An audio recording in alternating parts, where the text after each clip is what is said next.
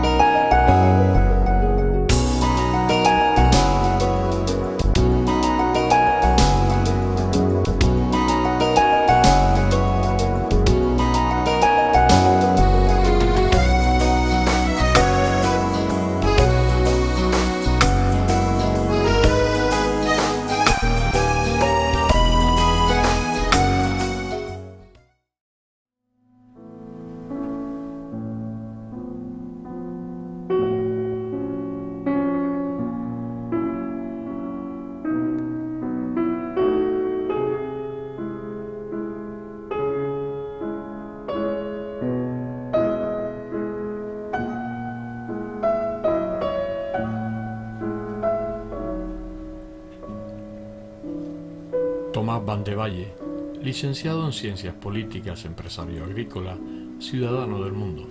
Mi personaje de hoy, nacido en el barrio de Vegueta en un año del siglo pasado, es uno de los personajes más especiales que he tenido la oportunidad de entrevistar en esta serie a lo largo de estos 10 años de emisión en antena.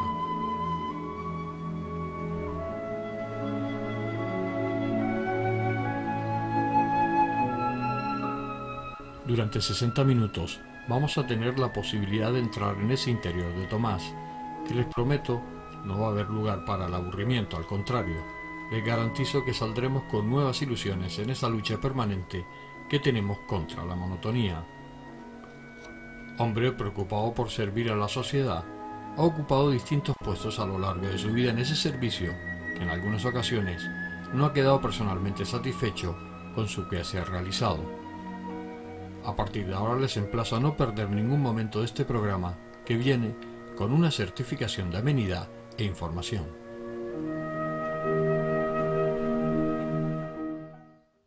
Tomás, ¿cómo son tus recuerdos de infancia?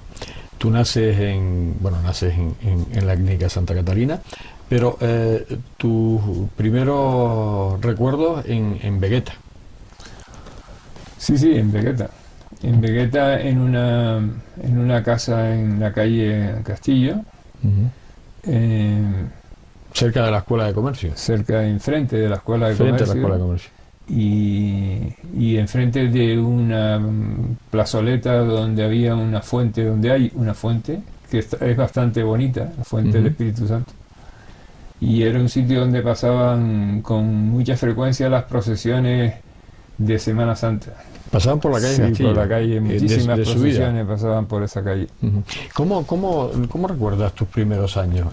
Porque en aquella época, estamos hablando de principios de los 50, o por ahí, ¿no? por situarnos, ¿cómo eran los juegos de aquella época? Porque yo me imagino que no había mucho coche por aquella zona, ¿no? Se podía jugar en la... Bueno, tenía cerca la fabulosa Plaza Santa Ana, ¿no? Sí, la Plaza Santa Ana era el terreno de juego de los niños de por ahí. Aunque yo no iba mucho a la Plaza Santa Ana, yo jugaba en mi casa, había varios patios, había 2 patios inmensos, y allí se podía hacer ciclismo. Lo grande que era. Se podía ver en uno de ellos estaba lleno de palmeras metidas en barricas de madera, Y entonces era curioso, ¿no? Era curioso visto desde ahora, claro. Desde aquella época no me parecía curioso, me parecía que era lo normal. Claro. Además yo recuerdo eso, efectivamente, en las barricas estaban las palmeras, ¿no? Y eso hoy Sí. te toman, si te ven una barrica y Te pueden denunciar e incluso ponerte una multa. y ponerte una multa, ¿no? Bueno, es una exageración, ¿no? Pero, ¿Y cómo era? ¿A qué se jugaba en aquella época? pues, Que tú recuerdes. la verdad que no me acuerdo bien, ¿no? Pero se jugaba a los soldados, se jugaba... O sea, siempre habían guerra. La guerra formaba parte esencial de los juegos, de aquellos niños en la época del fascismo, que ponía su impronta sobre todo, ¿no? Y el conflicto, la guerra, el espíritu belicoso parecía que era propio de los niños. Y la pelota me imagino que también formaría parte, ¿no? No mi caso, no jugaba nunca al fútbol, a la pelota, y sigo sin gustarme el fútbol, y a lo mejor esto pues me puede condenar al ostracismo social, pero me importa poco que me condenen por eso y por otras cosas, pero no me interesaba el fútbol. El juego era a base de armas, y las armas pistolas que de normalmente juguete a punta de pala. algunas se fabricaban ustedes, ¿no? Cuando no tenían todas. No, nosotros Siempre. no fabricamos. Bueno, mi hermano y yo nos caracterizábamos por carecer por completo de habilidades manuales. Nadie se ocupó de que las tuviéramos y nosotros no las teníamos y sigo sin tenerlas. Pero el uso de armas de juguete era impresionante. Claro. Tan impresionante que desde los 12 o 13 años estaba deseando tener una carabina. De lo de verdad. De balines, donde podías matar algo. Claro. Matar pájaros. Pájaro, que era lo que se... Es decir, la violencia estaba bien incrustada. Estaba bien incrustada. ¿Cómo recuerdas las navidades de aquella época? ¿Tú sabías que llegaba, por algún síntoma, sabías que llegaba la Navidad a casa? Sí, claro, los reyes, las Navidad, casi no sé, lo importante era la Nochebuena, sí se nacimiento. celebraba, ¿no? Sí, la Nochebuena. ¿Y por qué se mascabas tú que llegaba la Navidad? ¿Por las truchas? ¿Por que tú ya en casa estabas notando que el ambiente, aparte de los el belenes... principal síntoma eran los turrones. Los turrones. Y algunos dulces propios de la época.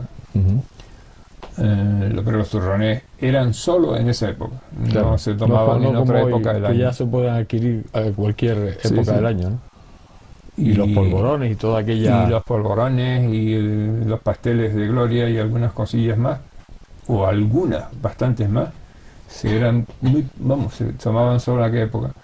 Y luego estaba relacionado, era todo muy enfocado bajo un punto de vista, perdón que utilice esta palabra tan abstracta, era todo una influencia cristiana brutal, católica, entonces estaba todo impregnado de cristianismo, de catolicismo.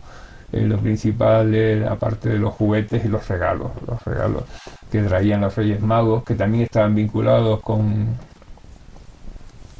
el nacimiento de Jesús. Era el nacimiento, todo lleno de figuras, es decir, estaba muy... en mi casa, mi madre era viuda, estaba todo muy influido por la religión. ¿Y te hacían ir a la misa del gallo? ¿O? Sí, algunas veces fui a la misa del gallo. A mí todo aquello ya no me gustaba y sigue sin gustarme. Ya no te gustaba sin gustarme la religión cristiana, sigue sin gustarme la religión católica y soy así de claro. Ya.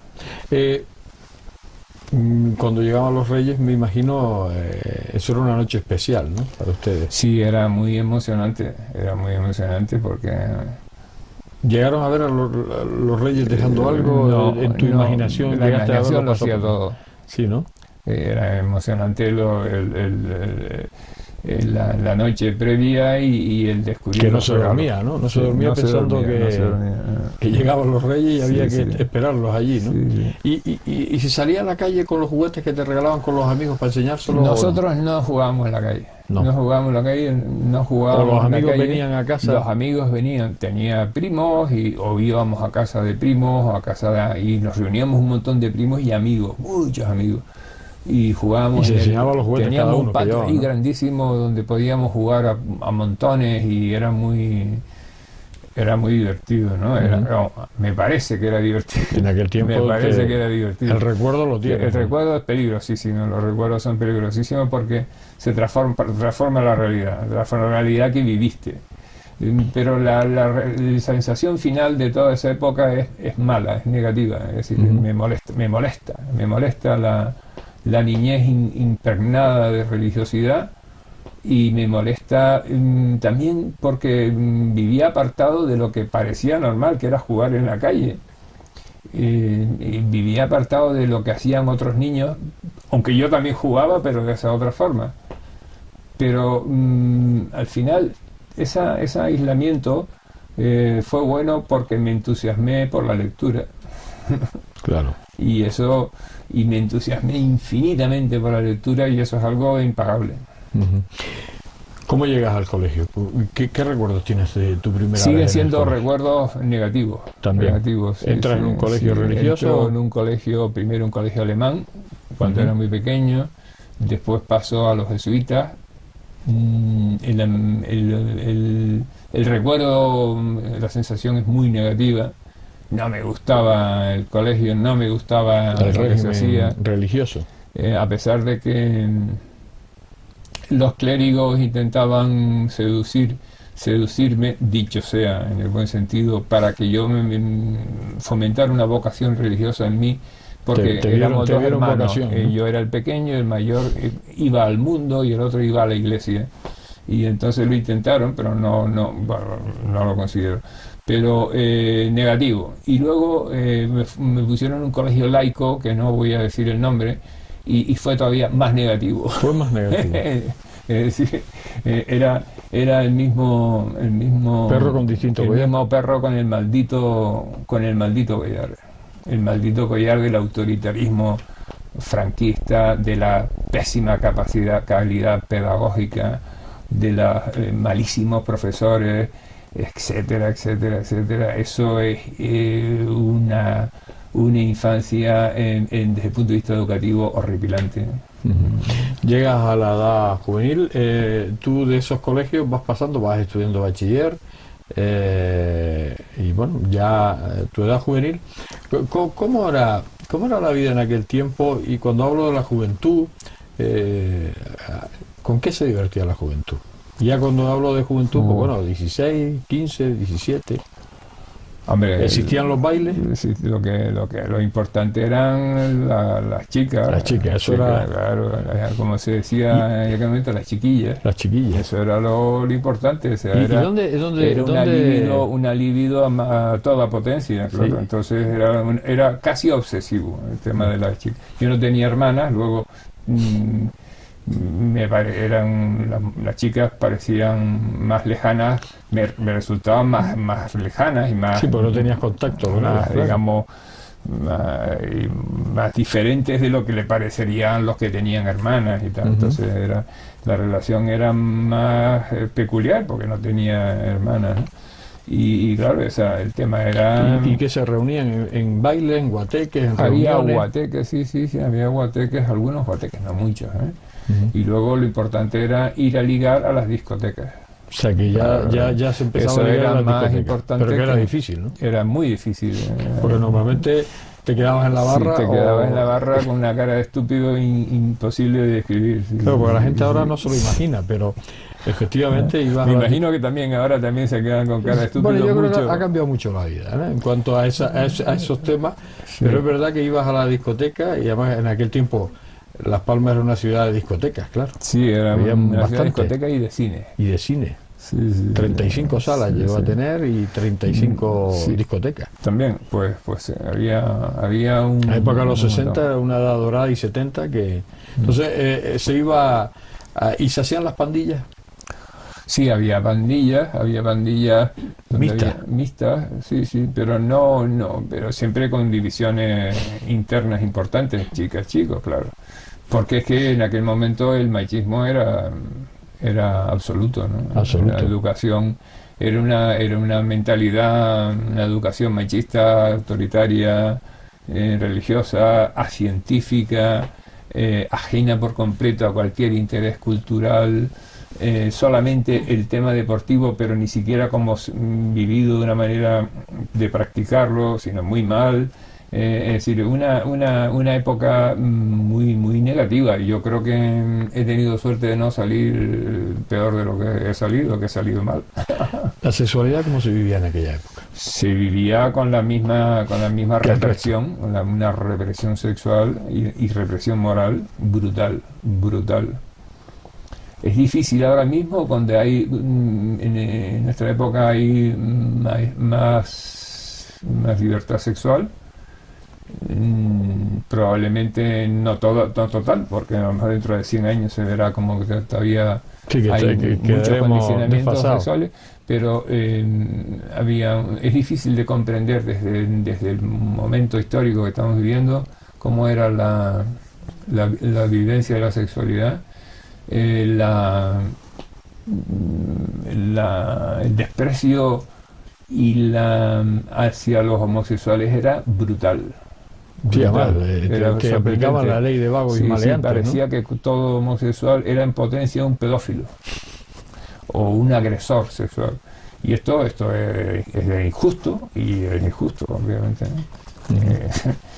Y luego estaba todo permeado por una visión moral de toda la vida sexual, que era muy negativa. Había que romper eso. Entonces, cuando yo al final de la adolescencia empiezo a leer cosas que me hacen empezar a ver el mundo de una manera diferente, empiezo a sentir por fin uno de los momentos de mayor, en mi interior, de mayor euforia, de mayor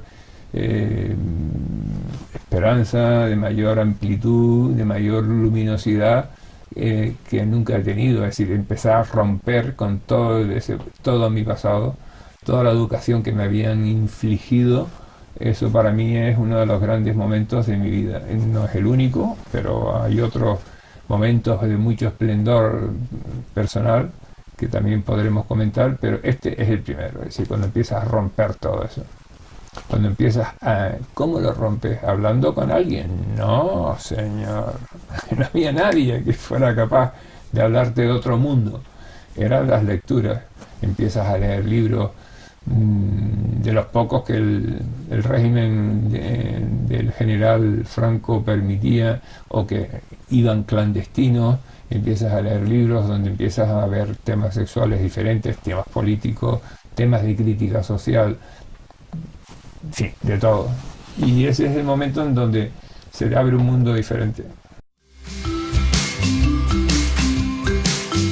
La cafetería Churrería Los Duendes te invita en sus amplias instalaciones, situadas en el centro comercial La Minilla, a unos completos desayunos con exquisitos bocadillos, sándwiches, destacando los churros únicos fabricados con aceite de oliva y secreta fórmula de elaboración, que los hace inigualables en Canarias, acompañados de un buen chocolate. Menú diario con una extensa carta de platos de la cocina canaria e internacional, que complementarán sus almuerzos y cenas. Todo esto dentro de un horario ininterrumpido de 7 a 22 horas, en un ambiente familiar y de excepcional servicio, con amplia terraza exterior y 2 horas de parking gratuito. Le esperamos en el Centro Comercial La Minilla, calle Pintor Juan Guillermo. Cafetería Churrería Los Duendes. Somos diferentes.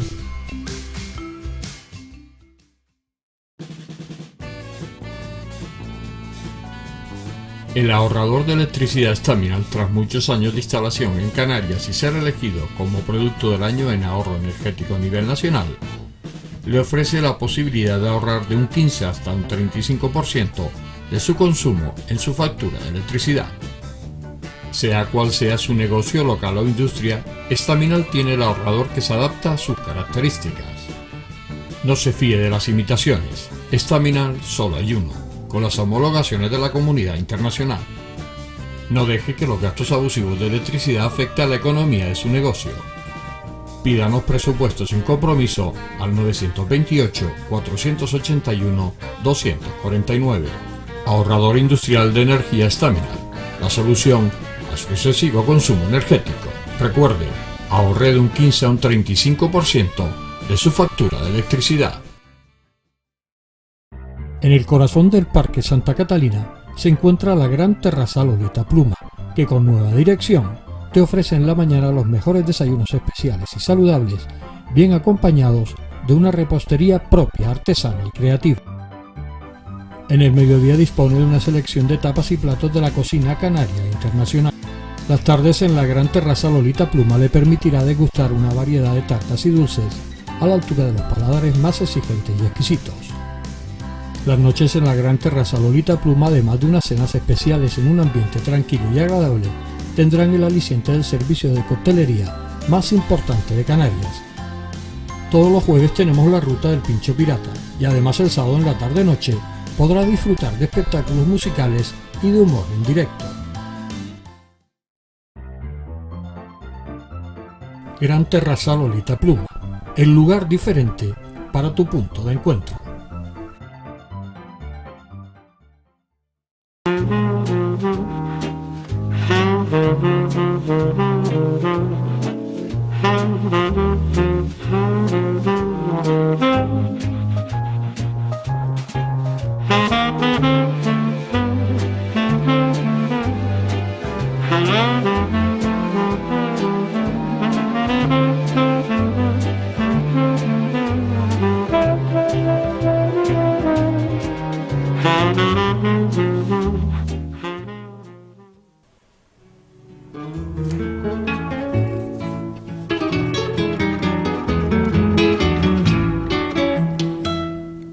Juan Cárdenas Guerra, mi personaje de hoy, nació un día a principios del siglo pasado en el pueblecito cumbrero de Tejeda. Hermano del escultor Abraham Cárdenas, pasó sus primeros años de infancia entre Tejeda y Teror. Más tarde, ingresaría interno en el Colegio de los Salesianos. Hecho a sí mismo por las circunstancias de la vida, desde muy joven asumía responsabilidades laborales cortadas por la guerra fratricida, que en los años 30 asoló España, pero que en ningún momento apagaron en Juan su espíritu combativo de salir adelante, a pesar de las circunstancias negativas que agobiaban su isla de Gran Canaria y que la habían sumergido en la miseria. A partir de ahora y durante casi 60 minutos podremos entrar en ese interior maravilloso que estoy seguro descubrirán en Juan y que les prometo que no se van a arrepentir de haber prestado atención a su verborrea elocuente y a la vez sencilla. Pero no perdamos tiempo y vamos a escucharlo. Fina estampa, caballero, caballero de fina estampa, un lucero que... Juan, ¿cómo son tus recuerdos de infancia? Tú naces en Tejeda. Yo nací en Tejeda en 1915, en plena guerra europea. La Primera Guerra Mundial. Como aditamento. Bueno, yo no sé cuánto tiempo estuve ahí en Tejeda, pues 6 años, 5 años. ¿Te acuerdas de algo de Tejeda, de tu infancia? Recuerdo de Tejeda prácticamente nada. La calle de Tejeda, un pueblo que ha mejorado bastante, gracias a Dios, pero un pueblo con muy poquitos habitantes. Con pocos habitantes. Se tenía que pensar el viaje a Las Palmas una semana antes. Era como el que iba a la aventura, ¿no? Como allá una especie de oeste americano.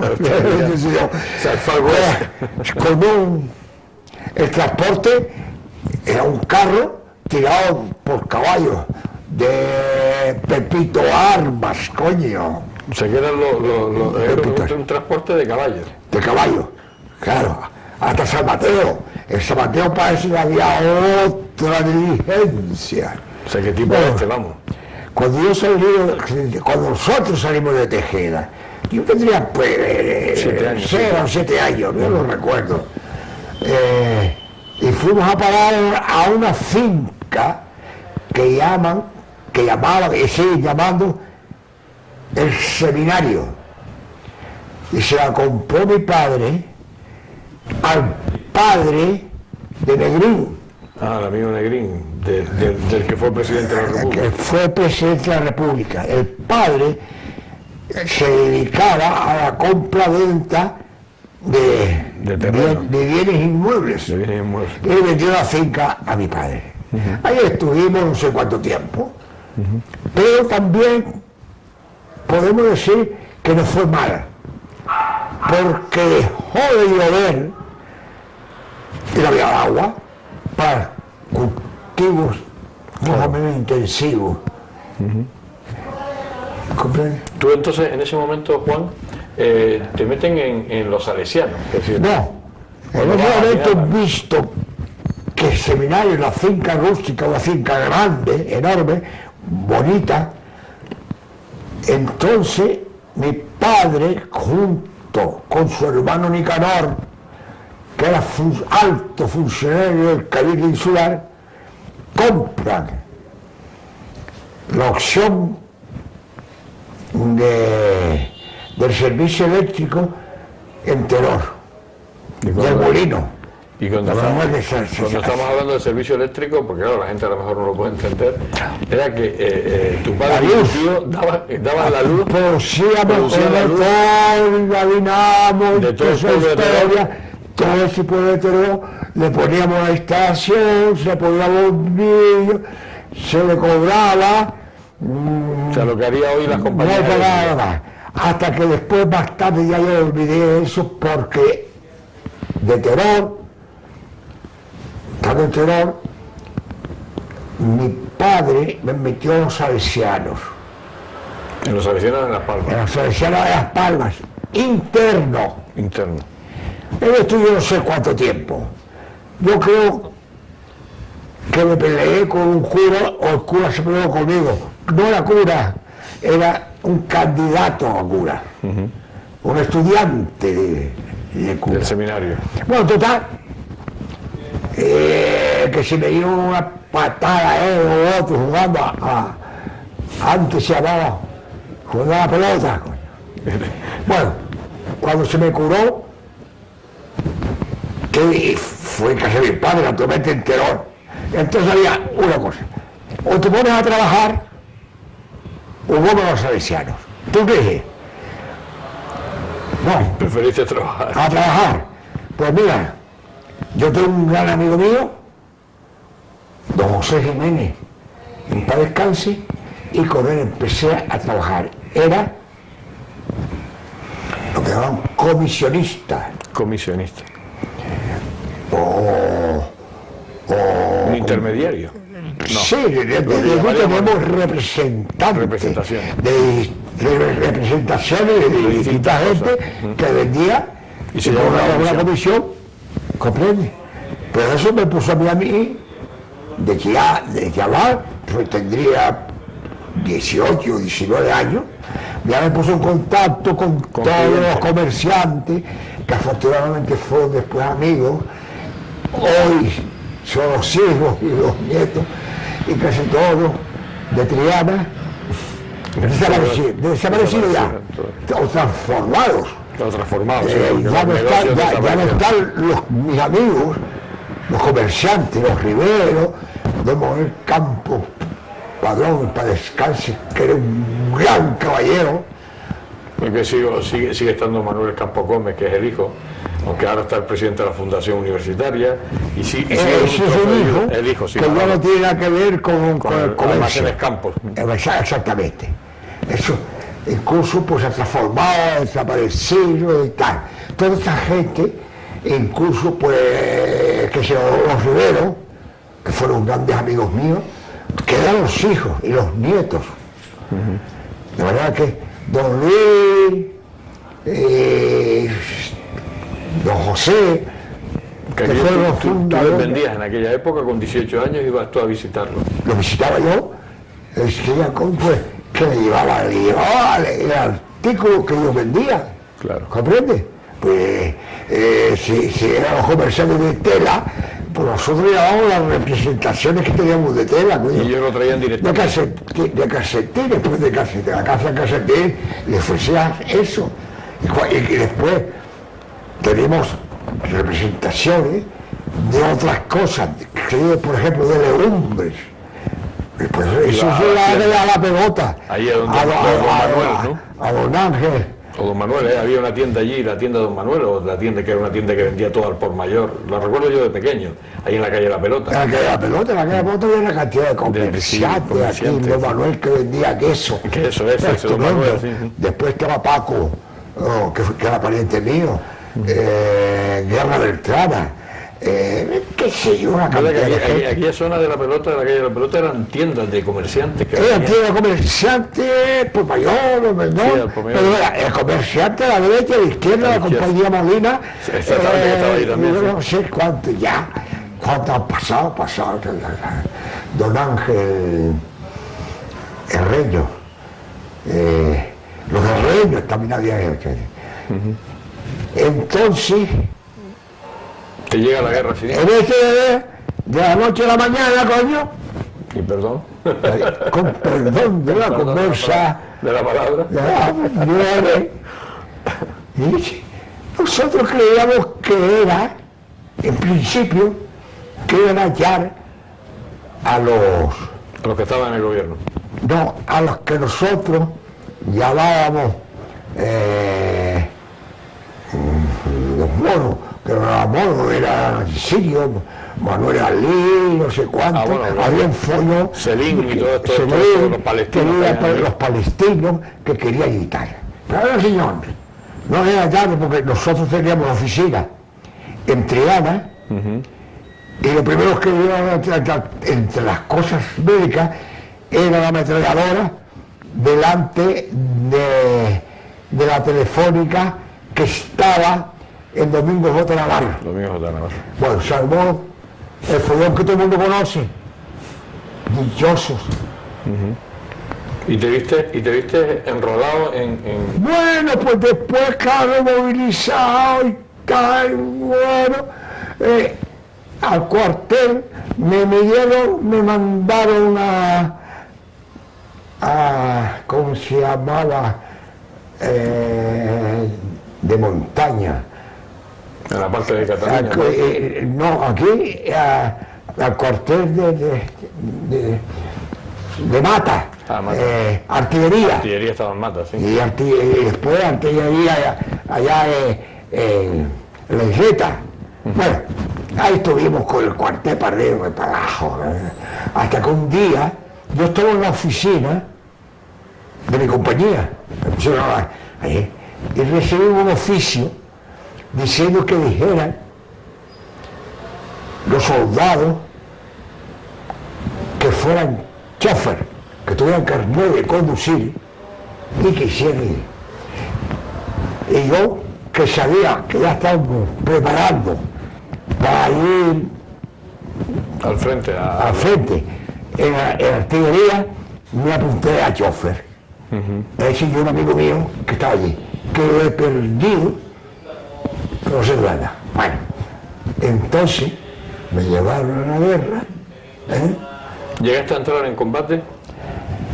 No fui al frente, coño, porque entonces estuvimos escondidos de día, donde primero llegamos en La Coruña. Después de La Coruña, de un puerto a otro, llegamos a Pasaje, en San Sebastián. De allí nos metieron en un tren, suponte los trenes de la época. ¿Cómo se veía?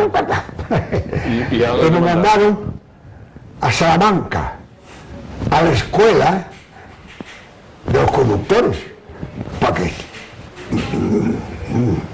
estuvieran ahí a me preparara más que lo que estaba y a la disposición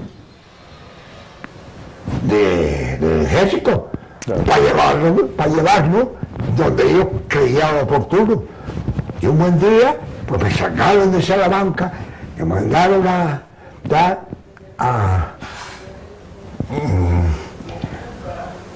la compañía automóviles de aviación, que la misión nuestra era suministrar, servir a los campos de aviación, llevar material, o cuando estaban en peligro de que cayeran en manos de los rojos, pues sacar material para salvarlo. ¿No me entiendes? O después de una de las tantos servicios que hice fue ir en Zaragoza al campo Sanjurjo de aviación, que estaban los italianos. Estaban los italianos que La estaban... aviación italiana. Y tal, yo comí allí toneladas de macarrones y fideos, pero vamos, la verdad es que lo regalaron bien. Además, recuerdo allí, estaba al servicio de ellos, autista, presto, era italiano, presto, autista. Y lo que la misión nuestra era coger al piloto ese y llevaba ya a donde estuviera el avión de combate. Él se subía allí y yo me volvía al cuartel y él se iba a matar a matar gente. Pero vamos, o sea que tú nunca llegaste a entrar en combate, al ser chofer no... No, yo no, ¿qué va? Después me mandaron a Udecona y allí más o menos era el jefe, había uno superior, pero que vino más que a defender a nadie, vino a hacer negocio. No voy a decir el nombre, aunque me acuerdo de él, pero era un mallorquín. Hombre, si fue el después el que ganó un montón de dinero y se hizo muy famoso cuando el tiempo era tal, pues bueno, por ahí había un barco que traía el combustible en bidones de Palma de Mallorca a Vinaroz, y la misión nuestra era coger esos bidones en Vinaroz, en el puerto de Vinaroz, y llevarlos al campo de la Senia, un pueblo de la provincia de Tarragona, en donde hay el campo de la aviación, donde murieron una vez ahí una explosión, e incluso murieron 2 o 3 canarios. Esa era la misión de la dichosa. ¿Cómo veías tú la guerra en aquel momento? Porque tú estabas, bueno, haciendo servicios y tal, pero ¿cómo la veías? ¿Eso te parecía a ti normal, el que estuvieran enfrentados? Anormal completamente. ¿Por qué estaba yo alejado de mis padres? Porque antes no había telefónica, teléfonos móviles, ya estaba meses sin hablar. Sí, sin recibir la correspondencia. Después, gracias a Dios, por mi carácter y tal, tenía 4 o 5 madrinas de guerra. Madrinas de guerra. Son chicas aquí, que ya han muerto muchos de ellas, que me mandaban tabaco. Yo no fumaba mucho, ni más, ni poco. Yo cambiaba el tabaco por otra cosa, ¿no? ¿Cómo se llama esto? Del ejército. ¿En el economato, no? El economato, pues el economato se llama. Yo llevo allí tabaco y una cajetilla de tabaco al gallego que está ahí y me llenaba un garrafón de vino. Te ponía un garrafón de vino. Y yo le hago una cajetilla de cigarro. O sea que por ahí iba... La guerra la pasé yo, olvidándome de todo. Tuve unos grandes amigos, tenía la virtud de verme bien con el sargento y con el otro y con el talibán. Y no me complicaba la vida fastidiándola más que lo que había. La cafetería Churrería Los Duendes te invita en sus amplias instalaciones, situadas en el centro comercial La Minilla, a unos completos desayunos con exquisitos bocadillos, sándwiches, destacando los churros únicos fabricados con aceite de oliva y secreta fórmula de elaboración que los hace inigualables en Canarias, acompañados de un buen chocolate. Menú diario con una extensa carta de platos de la cocina canaria e internacional, que complementarán sus almuerzos y cenas. Todo esto dentro de un horario ininterrumpido de 7 a 22 horas, en un ambiente familiar y de excepcional servicio, con amplia terraza exterior y 2 horas de parking gratuito. Le esperamos en el Centro Comercial La Minilla, calle Pintor Juan Guillermo. Cafetería Churrería Los Duendes. Somos diferentes.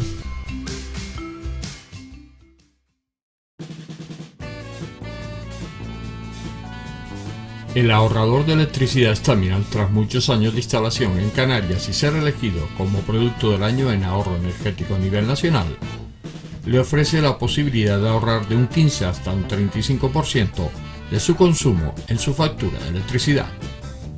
Sea cual sea su negocio local o industria, Staminal tiene el ahorrador que se adapta a sus características. No se fíe de las imitaciones, Staminal solo hay uno, con las homologaciones de la comunidad internacional. No deje que los gastos abusivos de electricidad afecten a la economía de su negocio. Pídanos presupuestos sin compromiso al 928-481-249. Ahorrador industrial de energía Staminal, la solución a su excesivo consumo energético. Recuerde, ahorre de un 15 a un 35% de su factura de electricidad.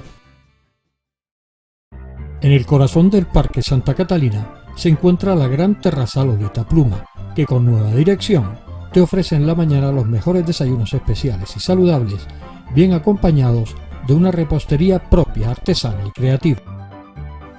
En el mediodía dispone de una selección de tapas y platos de la cocina canaria e internacional. Las tardes en la gran terraza Lolita Pluma le permitirá degustar una variedad de tartas y dulces a la altura de los paladares más exigentes y exquisitos. Las noches en la gran terraza Lolita Pluma, además de unas cenas especiales en un ambiente tranquilo y agradable, tendrán el aliciente del servicio de coctelería más importante de Canarias. Todos los jueves tenemos la ruta del Pincho Pirata y además el sábado en la tarde-noche podrá disfrutar de espectáculos musicales y de humor en directo. Gran terraza Lolita Pluma, el lugar diferente para tu punto de encuentro.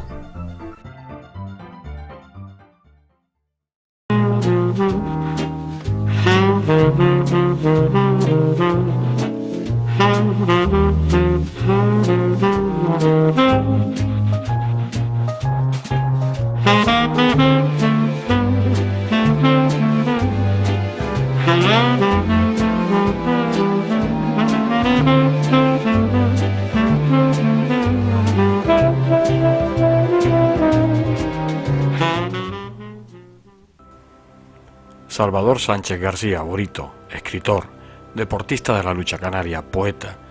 Nuestro personaje de hoy nació en un año del siglo pasado, en la Real Ciudad de los Caballeros de Gáldar, con una vida llena de actividad creativa, enfrentándose al sistema establecido por no estar de acuerdo con sus convicciones. La ha llevado a ser de alguna manera un enfant terrible durante muchos años de esta sociedad que intenta marginar a los que sobresalen, enalteciendo a los mediocres. Durante casi 60 minutos estaremos con Borito. Tendremos la oportunidad de entrar en su interior. Nos hará partícipe y cómplice de sus vivencias durante esa larga e interesante existencia.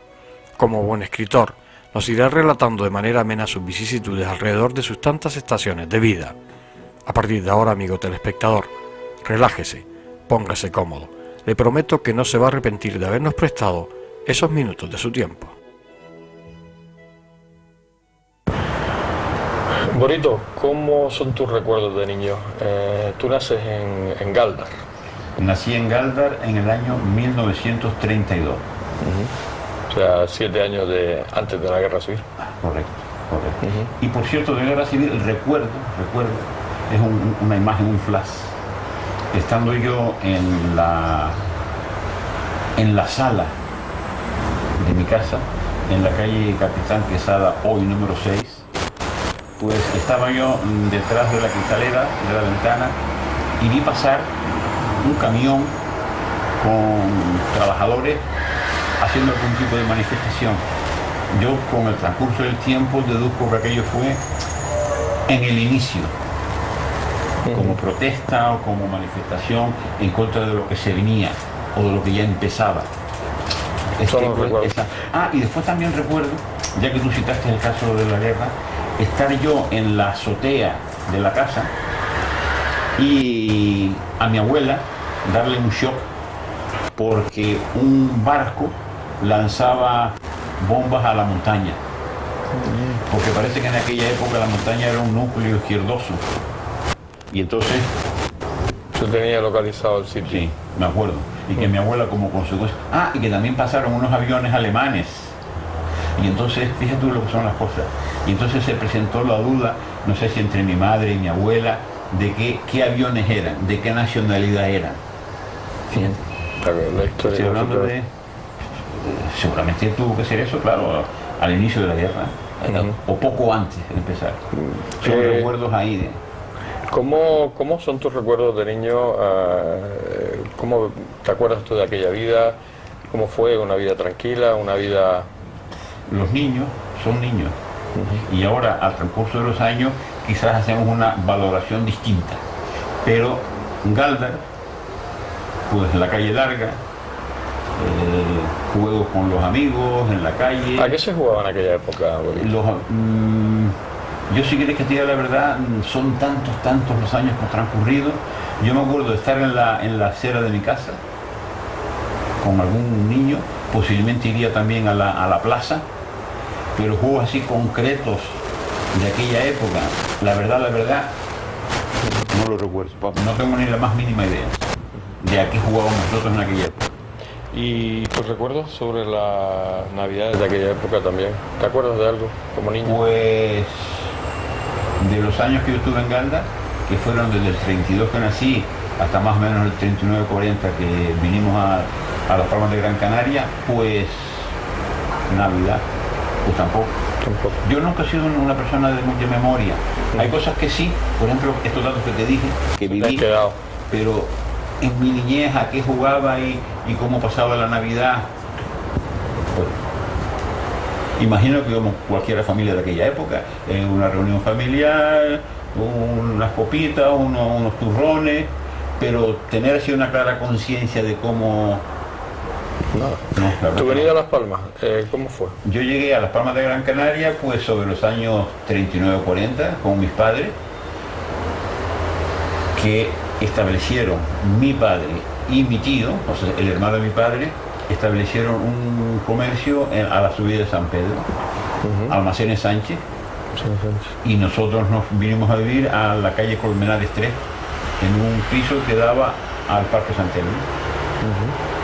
Y entonces, pues, ese es el momento en Me el imagino que tus juegos ya en esa época irían hacia el Parque San Telmo. Hacia el Parque San Telmo, y ahora con el transcurso del tiempo, pues recordamos, algunas veces amigos, nos encontramos o nos saludamos, y resulta que, mira tú por dónde nos coincidimos o nos conocíamos en el juego del Parque San Telmo. Y que se jugaba en un parque, pues al escondite y a correr, y quien tenía bicicleta con la bicicleta, por cierto, en la trasera de la iglesia de San Telmo, en aquella esquinita, había una señora mayor vestida de negro, que no sé si le decíamos, se llamaba Conchita o algo así, que vendía toda clase de porquería, chochos, pejines. Aquel era uno de los focos donde nosotros... Iba a comprar la... Parque San Telmo, que bueno, incluso yo creo que en aquella época ya tenía un guardián, ¿no? Porque ahora ya no se ve el guardián, pero yo creo que en aquella época había un guardián... Es posible, tampoco lo recuerdo. No lo recuerdas, ¿no? Tampoco que lo recuerdo. Controlaba que los niños no estuvieran... Es posible, pero no te puedo decir sí o no. ¿Tu llegada al colegio, la recuerdas? Sí, hombre, claro, vivíamos en Colmenares 3, y entonces yo toda la primera enseñanza la hice en el Corazón de María, hoy Claret, Corazón de María en aquella época. Fíjate que de mi casa allí pues es cerca. Entonces en el Corazón de María hice toda la primera enseñanza y todo el bachiller. O sea que pasaste gran parte de tu... Y viviendo en Colmenares 3, toda la primera enseñanza y todo lo... Un colegio de curas de aquella época, ¿cómo lo ves ahora al paso del tiempo? Pues ahora lo veo desde un sentido muy crítico. Eran unos auténticos represores y fueron, y no sé si siguen siendo, los primeros encargados de hacer que la gente no creyera en ellos, ni lo que representaban. Ellos, con sus realidades, con sus comportamientos. Por ejemplo, un dato solo, un simple dato. Tampoco esto vamos a analizar porque yo estoy ya viejo, ¿no? Un simple dato. Yo estaba en un curso, en quinto, en sexto, ya de bachiller, y un curso anterior, pues algunos de los estudiantes, había un gran salón, por las mañanas se daban clases y por la tarde se estudiaba en un gran salón todos los cursos. Y entonces uno de los alumnos de del curso anterior pues tuvo que tener alguna palabra que llegó a oídos del que estaba cuidando, y hubo de preguntar que quién había sido, tal y cual. Claro, nadie delató a nadie. ¿Cuál fue la solución? Los sacó a todos al patio, los puso de rodillas y empezó al cachetón limpio, uno por uno. Si hubiera pasado si eso no es represión. Si hubiera pasado esto hoy, se hubiera sido un escándalo, claro. Pero en aquella época todos... No quiere decir que todos fueran iguales. Ya. Había gente buena, gente decente, gente tratable y educada y correcta, pero esto que te digo existía. Y nadie se preocupaba si era bueno, si era malo, si era correcto, era incorrecto, ¿no? Laissez-faire. ¿Cómo era la vida en aquella época, tu vida de adolescente? ¿Cómo veías tú la ciudad? ¿Cómo se vivía? Se vivía de otra forma, me imagino que a la de hoy, ¿no? Hombre, claro, me acuerdo que en aquella época, pues, estudio por una parte, que te lleva todo el tiempo. Me acuerdo que los sábados y domingos, aparte del cine, como es lógico, ¿no? En verano la playa. Y en la calle Triana era el paseo permanente de abajo arriba y de arriba abajo. Ya, entonces hablamos de chicas. Los fines de semana. Hombre, claro, es ineludible. Es ineludible. Porque era el pasear y el acechar, me imagino. Claro. Acechaban las piezas, ¿no? Hombre, en el buen sentido. En el buen sentido de la palabra. En el buen sentido, claro. Sí. Esto... Sí. Y entonces... ¿Las chicas iban solas o iban acompañadas de los padres o las madres? No, las chicas casi siempre iban en grupo. En grupo. Y entonces cuando había, por ejemplo, había dos opciones. Si tú, por ejemplo, te fijabas en una, podía ocurrir dos cosas. O que se pusiera en el centro para que no la molestara y las amigas ejercían de colaboradoras en la causa, de defensoras, o se ponía a un extremo para que entonces tú tuvieras acceso directo a ella. Quiere decir que un sí previo. Un sí previo, claro. O sea que ya tú lo captabas. Claro. Cuando veías que la metían en el grupo dentro, sabías que no tenías nada que hacer. Que estaba difícil. Que estaba difícil. Y ya si se ponía en el extremo, ya la cosa parecía que... Y podía empezar un idilio. Había en aquellos tiempos, entre la juventud, habían bailes, estaban los bailes... todavía no era la fui época. Siempre muy mal bailón. Sí había baile, sí. Pero yo no se me daba. Además en los bailes yo sudo mucho. Y en el baile entonces me resultaba incómodo. Y entonces yo, haber ido a bailes, yo recuerdo que en la azotea de mi casa, hiciste en algunas oportunidades, además al aire libre, en algunas oportunidades hicimos algún baile, no sé cuánto, 2 o 3 o 4. Pero ir habitualmente a los bailes por ahí, la verdad es que no. Porque habían sociedades que hacían bailes, ¿no? Habían sociedades que hacían bailes. Claro, sitios cerrados, con humo, con calor. No eras tú muy amigo de eso. No era lo mío, más al aire libre. El aire libre, la calle. Pero sitios así con humo y cerrados y con calor, no me iba. ¿Tú sigues estudiando? ¿Hasta qué curso estudias? Yo hice como te dije antes, hice toda la primaria y toda la secundaria en el Corazón de María. Cuando terminé la secundaria, con la reválida correspondiente, que era hasta séptimo de bachiller y reválida. Que tenías que hacer 7 años. 7 años más reválida, para después acceder a la carrera que tú desearas. Entonces hice séptimo reválida, y la idea mía, ya de aquel momento, era haber estudiado educación física, que se estudia solamente en la península. Y me parece que, no sé si en Granada y en Madrid, o algo de esto.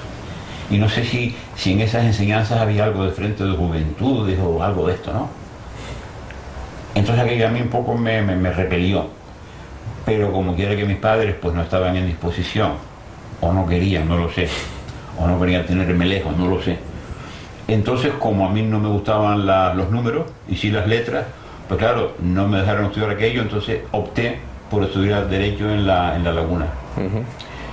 Estudié Derecho en la Laguna, terminé 2 cursos académicos, primero y segundo, y después por una serie de cuestiones que yo no sé ni me acuerdo, mi padre tenía ese comercio que digo yo en San Pedro 6, hoy 6. Decidió, un hermano mayor que yo, también estaba estudiando en la Laguna, decidió traernos para acá y meternos en la tienda. Aquello a mí y yo no es que fuese un estudiante brillante, pero iban 2 cursos y ya iba camino de tercero. Quizás con alguna pendiente de segundo, pero bueno, eso no era...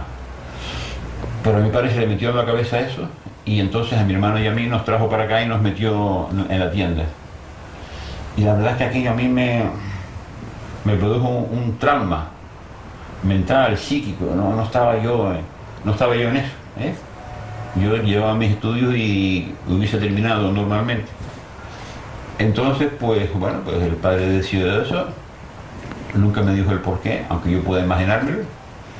Y allí estuve en el comercio vendiendo telas, pues en el 52, o sea, unos 4 años, más o menos. Entonces yo hacía tiempo que estaba intentando marcharme a Venezuela para ver otro mundo y desaparecer de esta isla, de este contubernio judeo masónico. Y en un momento concreto apareció por aquí un amigo que vivía allá y que tenía su trabajo estable. Hablamos del año 57. A lo mejor yo hablé con él a fines del 56. Y entonces me dijo que él tenía un trabajo estable y que si yo me iba para allá, que sin problema yo iba a tener trabajo. Claro, esto me animó, porque si bien yo tenía la idea de irme, pero me planteaba ¿y a dónde, y cómo, y cuándo? Entonces, al tener esta perspectiva, ya aceleré mi marcha, hice las gestiones y efectivamente, allá en febrero, por ahí del 57, pues cogí el Santa María, y me fui a Venezuela. La idea mía era llegar a Venezuela y desde allí, Puerto, y desde allí irme a Puerto La Cruz, que es donde estaba este amigo que me decía que sí me conseguía trabajo.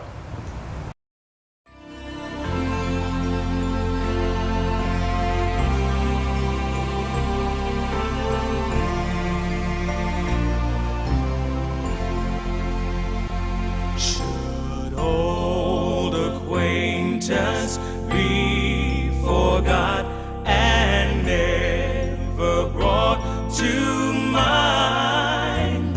Should old acquaintance be forgot